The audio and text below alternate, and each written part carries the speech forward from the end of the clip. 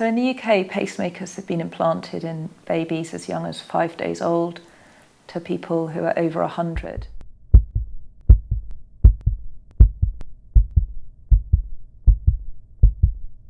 About 25,000 pacemakers are implanted in the UK each year, and around 3 million people worldwide have a pacemaker. So this is the Abraham Lucas pacemaker. It consisted of a coil that was placed under the skin and electrodes that were attached to the outside of the heart.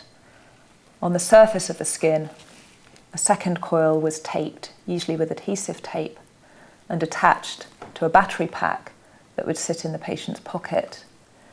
And the heart rate would be adjusted using this. So this is a pacemaker from about 10 years later, the 1970s. Still a large battery, but now that would be implanted under the skin. The lead, instead of being sutured on the outside of the heart, would be passed down a vein into the heart.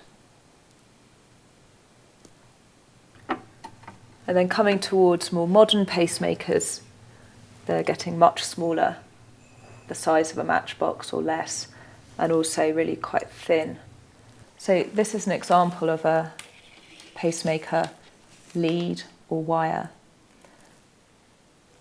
This part would be passed through a vein just under the collarbone and fed down to the heart under X-ray guidance. And then this end would be attached to the battery like this.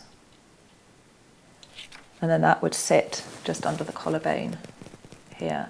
So the battery life depends on how hard the pacemaker has to work, whether it's just working intermittently or whether the patient requires the pacemaker all the time.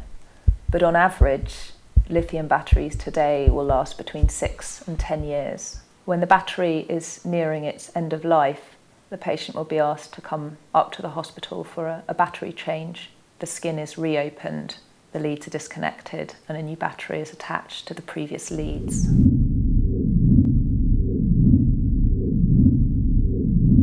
So implanting a small pacemaker, about the size of a tablet, into the heart without this sort of lead